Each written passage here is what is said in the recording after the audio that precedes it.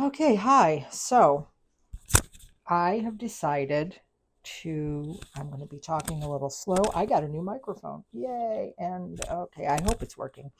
Um, I filmed a video the other day, pre microphone, and I was pretty happy about it. I was like, this is going to be a popular one, I think. And went to watch it, and there were four videos. Each was like about a second and a half long, and it was like rubber band. It was a second and a half of you know, and I was so disappointed.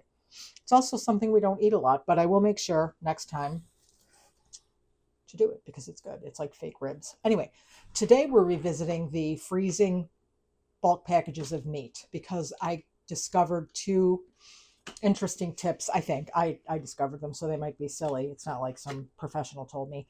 I mentioned after the first one that I did that you have to put parchment paper down because the meat's stuck. I was able to get it off just by, fortunately, this tray's got a little bit of a height, and I was able to, a lip as well. I was able to put it in, a quarter of an inch of warm water in the sink, and it came loose. But it was a pain in the butt, and we don't need to do that. And I can also say with much certainty that aluminum foil doesn't double for parchment because I tried to do that once when making macaroons, which are sticky, coconutty, condensed milky, and I didn't have parchment. So I was like, oh, I'll use aluminum foil. No. And I feel fairly confident that this would be the same. So put a sheet of this down. What I have here is a family pack of skin and bone chicken thighs. I used to buy the skinless, boneless on the regular, but my goodness, they've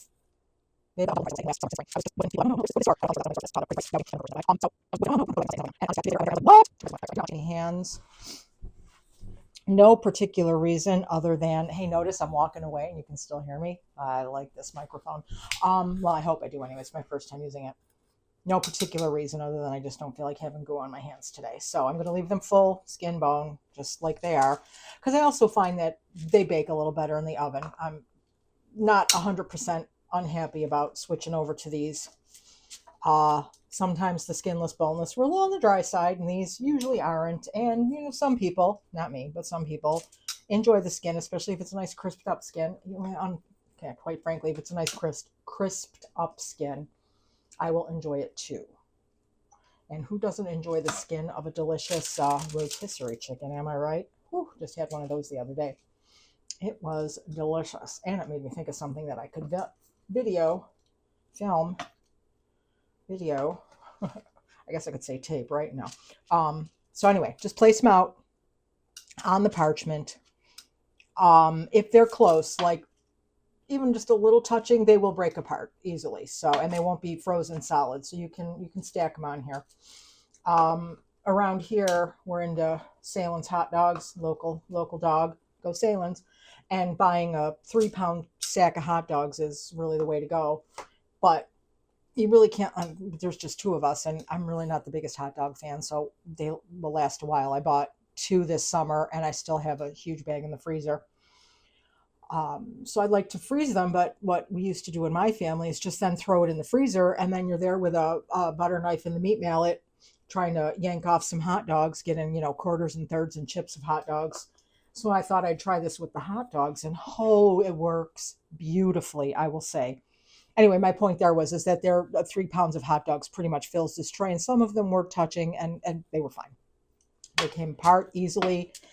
I'll probably have to throw it away. Well, I won't. Well, maybe I'll buy hot dog. No, I usually don't buy hot dogs in the summer or winter, but I'll probably have to throw the bag away because what I was doing, the second bag, there were still like 3 hot dogs in the large freezer bag.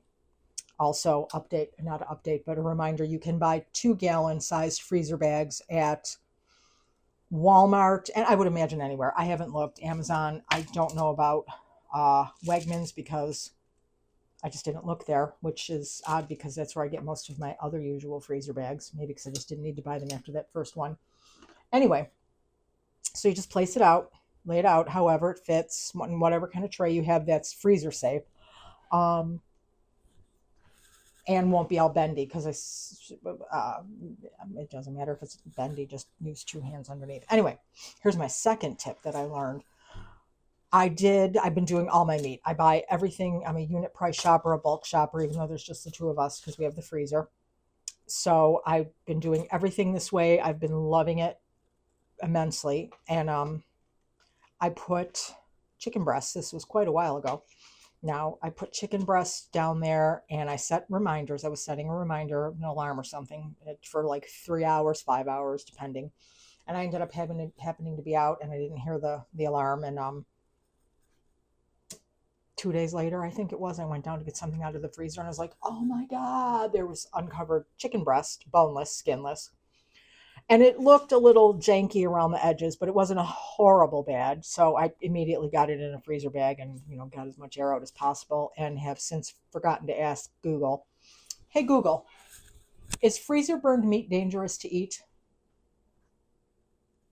On the website themeateater.com, they say, contrary to what some people believe, freezer burned meat is safe to eat.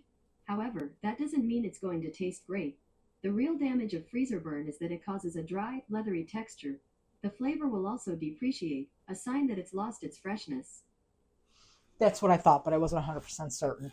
Um, it didn't look terrible, terrible, because if it was really hardcore freezer burned, I wouldn't have eaten it. I don't like weird looking food.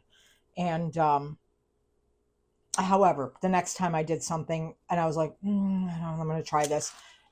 And again, I forgot, maybe because I was being a little lax, thinking, let's see how this new trick of mine works. And it works fine. So now I do this and I will just leave it in there till tomorrow instead of like 6 hours. And it's been fine all along. If you are very particular about things like that, like I know I don't like eating weird food, but I'm pretty cavalier with food. Like I'll eat leftovers that have been in the fridge for 5 days. That's actually my limit, 5 days. Except fish. There's no such thing as leftovers fish. If it's not eaten, it goes to the cat. Um, anyway, if you're very particular about your food, still set an alarm. It's not going to be bad for you, as you just heard. And it doesn't look bad. I think the chicken breast might have been a little, I don't know. It's fine. It'll be fine. All right, here's the point. See, now that I have a new microphone, you guys know how much I babble because you can hear it all. Take another piece of parchment and put it over the top. Since it's raw meat, it'll stick. And there you go. You just take it down to the freezer, put it in there, set a reminder for 6 hours tomorrow. I will set a reminder though because I already have tomorrow's dinner up here. And there you have it. The best way to unit price shop or bulk shop for meat and then keep it all safe. And I guess the whole point of this is if you have a big family, it doesn't matter. You're going to use half for a whole meal or the whole thing for a whole meal. But with just two people or even one person, they'll be like the individually quick frozen bags of chicken that you could buy at the grocery store for a lot more money because someone did this for you in a plant somewhere and charged you for it. They'll be jangling around loose in the bag. You can reach in, grab 2, grab 4. Someone comes over, grab 6. Ta-da! Not feeling very hungry, grab 1. All right, I'm going to stop now. I'm going to put these in the freezer. They'll be fine. I won't even put anything in the comments about how it's going to turn out because this is the only way I store my meat now. See ya. Bye.